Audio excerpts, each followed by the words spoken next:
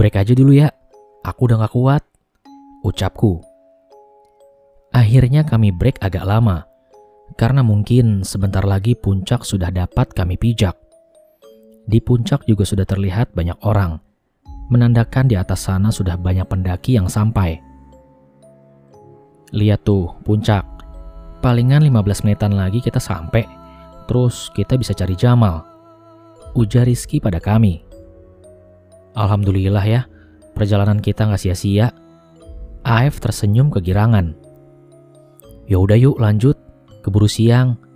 Nanti kita gak kebagian samudra awan. Gimana Git? Udah bisa jalan? Tanya Rizky padaku. Yuk, udah lumayan, mendingan Ki.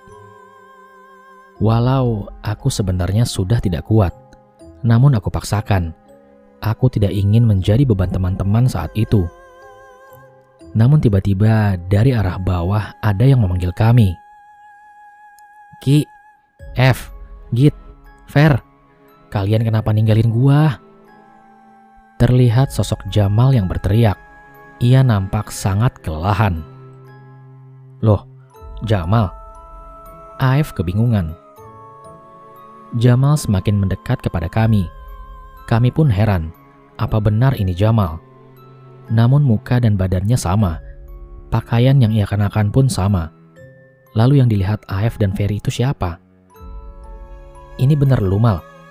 Tanya AF pada Jamal. Lu ngomong apaan setan?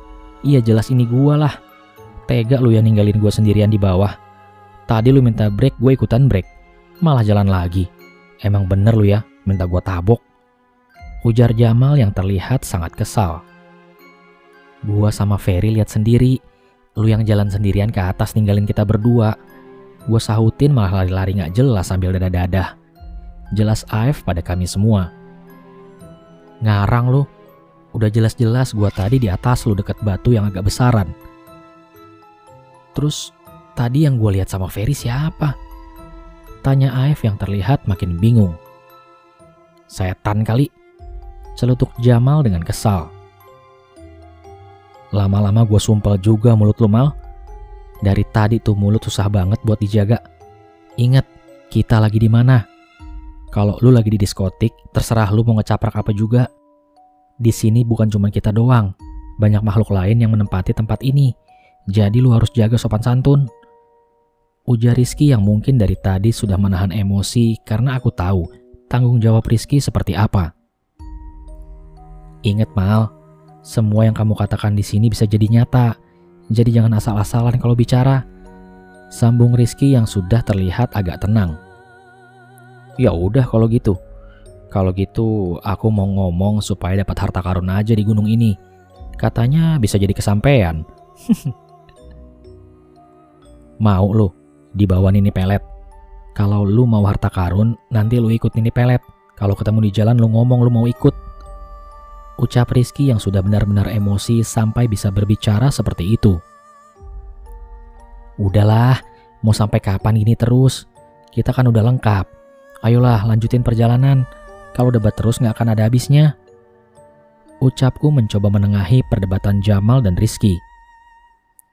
Lagian nih anak bikin kesel aja dari tadi. Jawab Rizky kepadaku. Mal, gue mohon sama lu ya. Dari sekarang sampai puncak jangan banyak ngomong. Demi keselamatan lu juga. Ujarku pada Jamal. Iya, bawel amat sih kayak mama rempong kalian semua. Jawab Jamal yang terlihat kesal. Akhirnya kami melanjutkan perjalanan menuju puncak Ciremai, tanah tertinggi di Jawa Barat itu. Jam menunjukkan pukul 5 subuh. Sebentar lagi matahari akan terbit indah. Kami pun segera mempercepat langkah kami. Masya Allah, sungguh indah ciptaanmu, ujarku dalam hati. Di hadapan kami terbentang langit yang sangat indah dan dataran di bawah yang sangat menakjubkan. Serta samudra awan yang kami lihat di depan mata kami membuat kami tak henti-hentinya memuji kekuasaan Tuhan.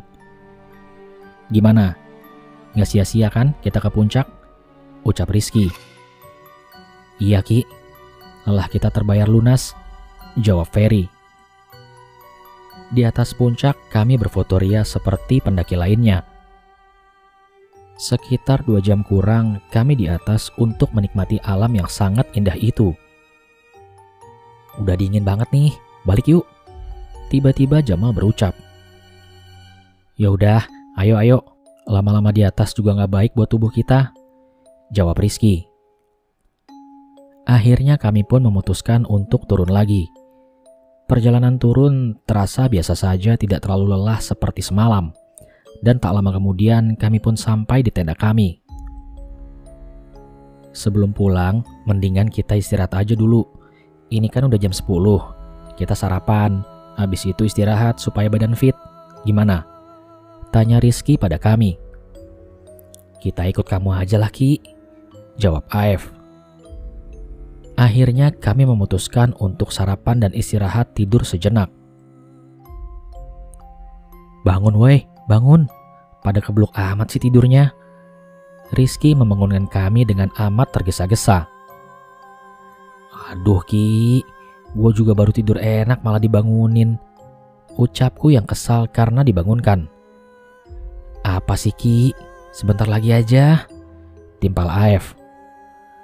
Makanya lihat jam woi, teriak Rizky. Ternyata kami ketiduran cukup lama. Dan tak terasa jam sudah menunjukkan pukul 17.30. Gimana ini jadinya? Kita camp lagi apa jalan malam? Tanya Jamal. Rizky saat itu terlihat sangat kebingungan.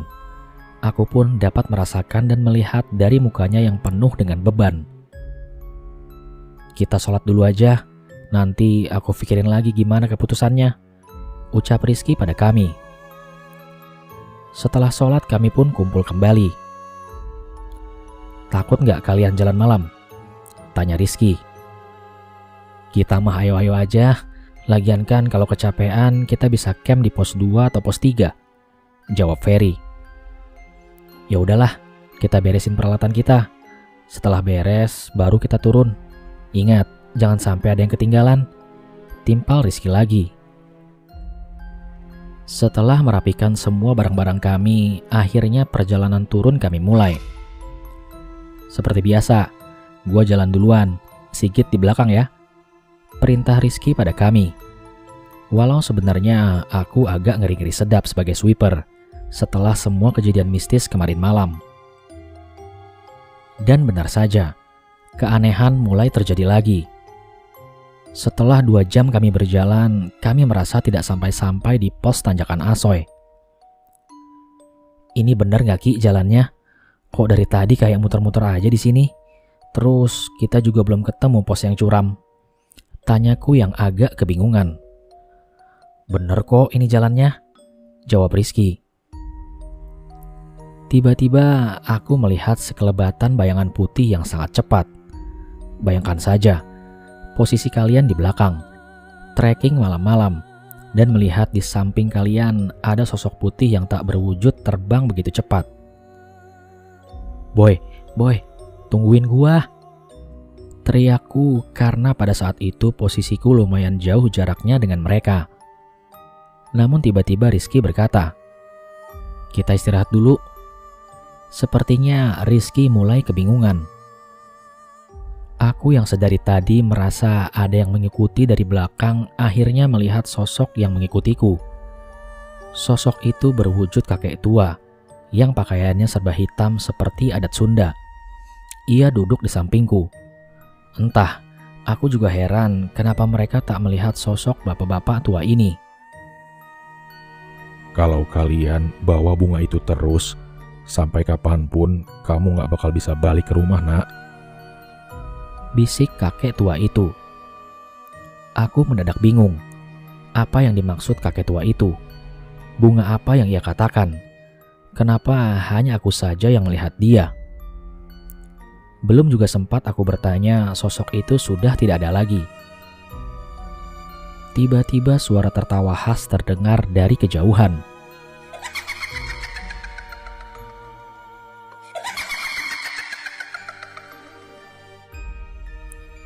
Suara apaan tuh? Jamal bertanya karena kaget. Ternyata kali ini kami semua mendengarnya. Ada sedikit perasaan lega, karena bukan aku saja yang sedari tadi ketakutan. Itu suara burung hutan, Mal. Ucap Rizky yang aku tahu ia berbohong, demi mencairkan suasana yang sangat mencekam itu. Namun suara itu sudah sangat jelas. Itu adalah suara kuntilanak. Seketika angin berhembus kencang yang membuat bulu kuduk merinding. Astagfirullah, astagfirullah. Kami semua beristighfar dan membaca doa sebisa kami, agar Tuhan Yang Maha Esa memberi kami jalan dan pertolongan. Suara tertawa itu hampir kami dengar setiap saat. Ternyata kuntilanak itu sedang ada di belakang kami. Kami semua melihatnya, namun tak begitu jelas yang kami lihat. Hanya seperti asap menggumpal membentuk kuntilanak. Ia terbang ke sana kemari sambil tertawa ria. Ingat kan apa yang aku bilang sebelum ngedaki? Kalau ngeliat makhluk halus jangan lari, karena itu akan membuat kita terpisah-pisah, atau bahkan mungkin hilang atau mati. Jangan takut, tetap pegang tangan teman masing-masing. Rizky menguatkan kami semua. Cepat, Cu. Kembalikan lagi bunga itu sebelum semuanya terlambat. Nyawa cucu semua taruhannya. Terdengar bisikan kakek itu dalam telingaku, membuat aku terkujur lemas mendengar suara itu. Jujur ya, siapa yang bawa sesuatu yang dilarang dari atas? Ucapku. Maksudnya Git? Tanya Rizky. Please, ini demi keselamatan kita semua. Kembaliin lagi bunga yang kalian bawa. Ayo, sebelum semuanya terlambat. Ucapku memohon. Semuanya terdiam dan saling bertatapan. Tak ada satupun yang mau jujur. Lu tahu dari mana Git kalau gua bawa bunga Edelweiss? Ucap Rizky. Astagfirullah Ki.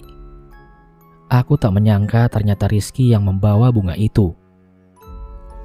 Maaf Git, bunga ini kan melambangkan keabadian dan hanya tumbuh banyak di atas gunung, apalagi di Gunung Ciremai. Sebelum aku mendaki, aku baca-baca dulu di internet tentang bunga ini. Ya udah, aku ambil setangkai aja, nggak banyak kok. Ujar Rizky. Ki, please kembaliin bunga itu. Nyawa kita taruhannya Ki, pintaku. Lah, jauh-jauh aku dari bawah ke atas buat ngambil bunga ini, malah mau dibuang gitu aja. Nggak mau ah, jawab Rizky. Kamu mau kita mati semua? Tanyaku. Sekali lagi aku tak menyangka dengan sikap Rizky yang seperti itu. Ternyata yang niatnya jelek saat pendakian adalah Rizky, dan membuat kita semua berada dalam posisi antara hidup dan mati. Ya udah, kalau kamu nggak mau buang tuh bunga, jangan ikutin kami turun ke bawah, biar kami berempat aja, ucapku. Mungkin dengan gertakan seperti itu membuat dia berpikir dan mau mengembalikan bunga itu. Akan tetapi, kalian egois banget. Masa mau ninggalin aku sendiri di sini? Nggak solid, bangke. Tiba-tiba Rizky malah marah. Lah, lu kok malah marah-marah nggak jelas? Asu. Jamal membentak balik. Woi, udahlah, kalian apa-apaan sih? Situasi lagi genting gini masih aja pada ribut, ucapku. Di tengah situasi yang sudah semrawut ini, otak pun tak bisa berpikir jernih. Mungkin karena sudah kelelahan juga. Kalau lu masih gak percaya sama gua, ya udah, kita lanjutin perjalanan. Mau sampai jam berapapun kita gak bakal nyampe-nyampe Ki, ucapku pada Rizky. Ya udah, ayo jalan.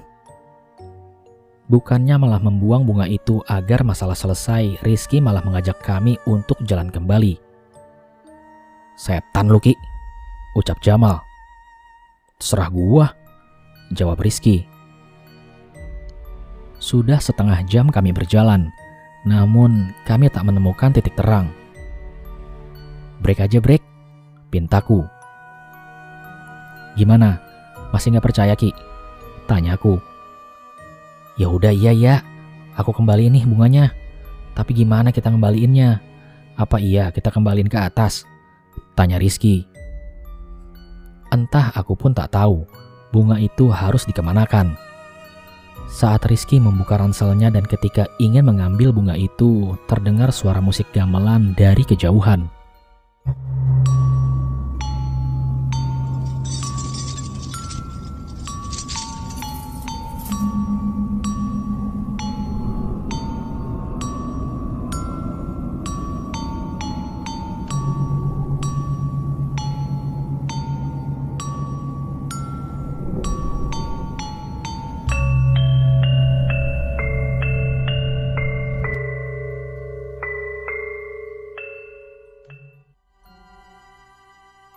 "Suara apaan tuh?"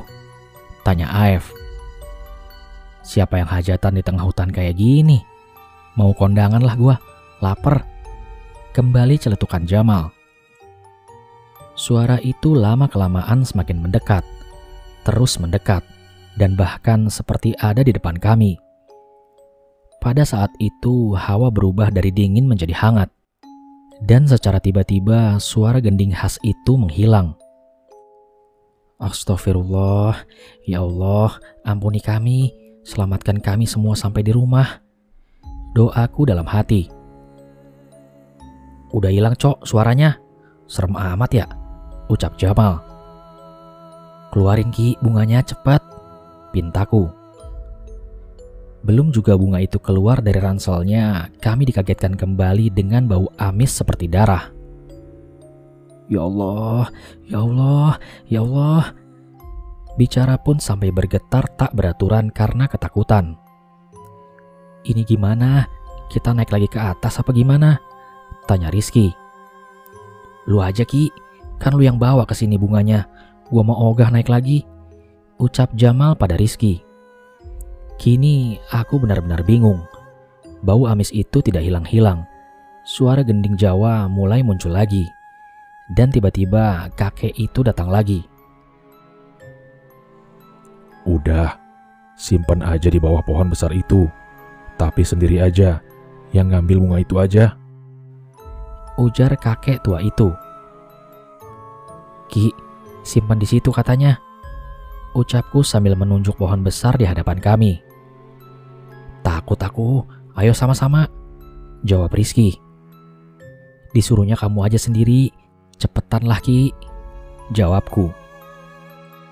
Aku memahami Rizky sangat ketakutan, tapi akhirnya Rizky mau bertanggung jawab atas perbuatannya itu. "Ki, hati-hati ya, fokus, baca doa, jangan ngelirik kanan kiri, fokus ke depan aja," ucapku. Entah apa yang ia lakukan di pohon itu, namun ia cukup lama duduk di depan pohon itu. Terlihat sosok kuntilanak berada di atas pohon itu, sedang memperhatikan Rizky yang sedang menaruh bunga itu. "Ki, cepat," sahut Ferry. "Bentar." Sosok kuntilanak yang sedari tadi berada di atas pohon itu akhirnya menghilang, dan Rizky pun akhirnya kembali. "Kamu kenapa lama banget sih, Ki?" tanyaku. "Aku ceritainnya nanti aja pas di rumah. Udah ayo balik cepetan," jawab Rizky tergesa-gesa. Kami pun beristirahat sejenak saat itu. Dan tiba-tiba entah kami tak tahu dari mana munculnya. Ada burung yang menghampiri kami. Awalnya satu, lalu kemudian banyak sekali burung yang datang. "Aduh, apalagi ini?" batinku. Entah dari mana datangnya burung-burung ini. Kami semua bingung. Entah burung apa yang kami lihat. Warnanya hitam tapi bukan gagak. Aku lupa-lupa ingat warna burung itu karena kondisi malam yang sangat gelap. "Burung ini yang akan menyelamatkan kalian. Segera ikuti." Terdengar suara kakek itu namun tanpa wujud. Ternyata mitos mengenai burung penyelamat yang ada di Gunung Ciremai itu nyata. Kami merasakannya sendiri. Tak terasa sudah 4 jam lebih kami tersesat. Dan pada akhirnya kami menemukan sebuah tulisan yang bertuliskan Tanjakan Asoy. Astagfirullah, selama 4 jam lebih kita muter-muter aja di tempat tadi. Dan sekarang kita baru nyampe Tanjakan Asoy. Kapan kita nyampe di bawah? Keluhku saat itu. Seketika burung yang menghantarkan kami hilang entah kemana perginya. "Kemana burung-burung tadi? Kok ngilang?" tanya Aef. "Mungkin dia udah selesai nganterin kita, jadinya balik lagi," jawab Rizky. Kami melanjutkan perjalanan kami. Walaupun perasaan sedang dilanda ketakutan, namun dalam pikiran kami hanya pulang dan pulang. Setelah 1 jam lebih berjalan, pos Arban pun kami lewati. "Alhamdulillah, sekarang terasa cepat ya kita jalan," ucap Rizky. "Tumben lu Mal, diam aja, gak banyak ngomong," tanya Ferry. Namun Jamal tetap diam tak membalas ucapan Ferry. Mal, kamu gak apa-apa?" tanyaku. Lalu kulihat mukanya yang ditutupi buff dan kupluk, ternyata ia sedang menggigil hebat. "Break woi, break, Jamal kena hipo," teriakku dengan panik. Kami tak tahu harus bagaimana cara mengatasi orang hipo. Akhirnya kami memeluk Jamal dan menggesek-gesekkan tangan kami lalu diusapkan ke Jamal. "Git, kita break dulu aja di sini. Kamu sama Aef cari kayu bakar lagi. Biar aku sama Ferry yang diriin tenda," ucap Rizky. Akhirnya aku dan Aef mencari kayu bakar untuk membuat api unggun. Sementara Rizky menyalakan api yang berasal dari kompor untuk menghangatkan Jamal sementara. Dan setelah aku dan Aef selesai membuat api unggun, Rizky dan Ferry pun memasang tenda untuk istirahat. "Kita bermalam di sini aja sampai matahari muncul. Bahaya juga kalau dilanjutin," ucap Rizky. Selang beberapa lama, kondisi Jamal pun sudah agak membaik. Kami pun membuat kopi panas ditemani sebatang rokok. Dan di saat sedang menyeruput kopi hitam kami, tiba-tiba ada rombongan pendaki lain yang lewat di depan kami.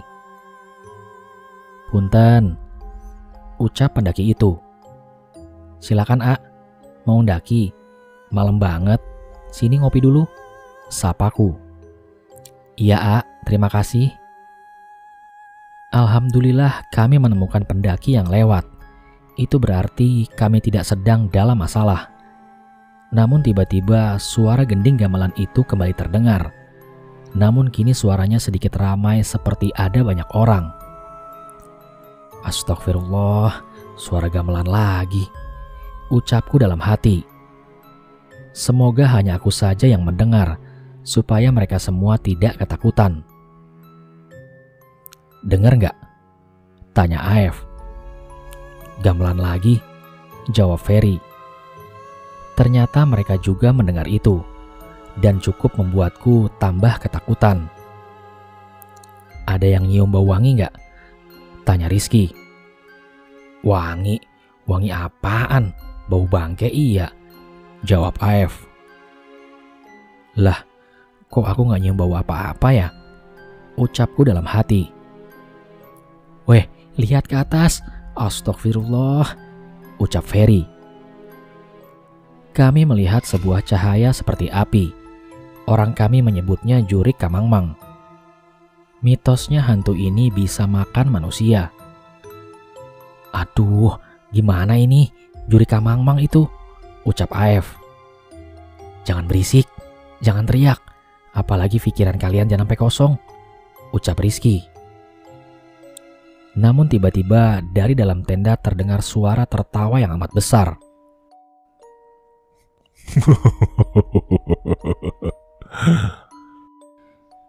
"Jamal," ucapku. Kami semua bergegas masuk ke dalam tenda untuk mengecek kondisi Jamal. Mal, istighfar Mal," ucap Rizky. Namun ia terus tertawa tanpa henti. Kami sangat bingung apalagi kesalahan kami, hingga kami masih belum diizinkan untuk pulang. "Kalau kalian mau pulang tinggal pulang, tapi jangan sama anak ini. Anak ini sudah punya saya. Siapa suruh dia kalau ngomong seenaknya saja?" ucap sosok yang merasuki Jamal. "Astagfirullah, Mal, sadar Mal. Ini kami Mal, sahabat kamu," ucapku sambil bersedih. Kami tak mau kalau sampai Jamal harus diambil oleh penghuni gunung ini. Lalu kami semua membaca ayat kursi dan berdoa kepada Yang Maha Kuasa supaya Jamal bisa selamat. Di luar tenda angin bertiup begitu kencang. Kami pun hampir mati kedinginan. Kami yang terus membacakan ayat Al-Quran tak henti-hentinya selalu diganggu oleh makhluk penghuni gunung. Terdengar suara kuntilanak yang semakin nyaring suaranya. Terdengar juga suara riuh orang-orang yang semakin ramai. Dan yang paling mengerikan menurutku yaitu suara gamelan yang membuat bulu kuduk kami semua berdiri hebat. Ya Allah, kami berpasrah atas semuanya. Jika kami semua tak selamat, ampunilah dosa kami semua. Doaku dalam hati. Namun tiba-tiba datang kakek-kakek berbaju putih menghampiri kami, yang tak tahu dari mana arah datangnya. "Ki, siapa tuh di luar?" tanya Aef. Rizky, Ferry, dan Aef pun keluar menemui kakek itu. Sementara aku menjaga Jamal di dalam tenda dengan kondisi mata melotot tajam ke arahku, dengan badan yang sangat dingin dan tegang sambil terus tertawa. Dari dalam tenda, aku mendengar suara kakek itu berbicara kepada Rizky dan teman-teman. Terusin aja kalau adik mau pulang. Biar kakek aja yang urus ini semua. Udah nggak apa-apa. Nanti juga sembuh sendiri teman kalian. Mendengar kata-kata kakek itu, hatiku pun menjadi lega. Lalu kakek itu pamit melanjutkan perjalanannya. Tak lama dari kakek itu pergi, entah kenapa tiba-tiba Jamal kejang-kejang lagi. Namun kini ia terpejam. Ki, Jamal Ki, ucapku. Udah gak apa-apa Git, kata kakek tadi, nanti juga sembuh sendiri. Tak lama kemudian Jamal membuka matanya dan ia langsung menangis sesenggukan di hadapan kami. "Kamu kenapa, Mal?" tanya Rizky. "Udah Ki, dia baru sadar, jangan diganggu dulu, biar dia menenangkan dulu pikirannya," ucapku. Kami pun menyuruh Jamal untuk istirahat lagi. Dan kami melanjutkan minum kopi sambil membayangkan hal apa lagi yang akan terjadi. Namun ternyata waktu sudah sangat cepat berjalan. Buset, udah jam 3:30 lagi aja, ucap Aef. "Gak kerasa ya waktu," jawab Ferry. "Gak kerasa endasmu. Apa semalam diteror penghuni Cermai gak berasa?" ucapku pada mereka berdua. Tak terasa, kami semua akhirnya tertidur waktu itu. "Lur, bangun, udah mau siang ini." Kulihat jam menunjukkan pukul 9.30. Akhirnya kami semua bangun dan membereskan semua peralatan kami. Kami akhirnya pulang dengan nyaman dalam perjalanan kami, sehingga tak terasa kami sudah sampai di pos 1 Cigowong. Di sini kami beristirahat lagi dan mengisi air kami yang sudah habis.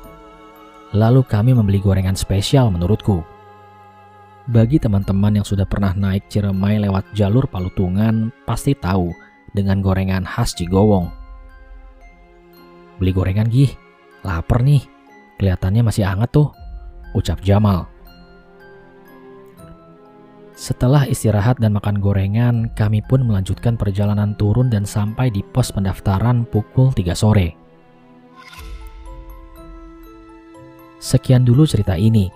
Saya selaku penulis mohon maaf jika ada salah kata dalam penulisan yang dapat menyinggung para pendengar. Saya hanya belajar dan ingin berbagi pengalaman. Sesungguhnya yang baik datangnya dari Allah dan yang tidak baik datangnya dari diri saya sendiri.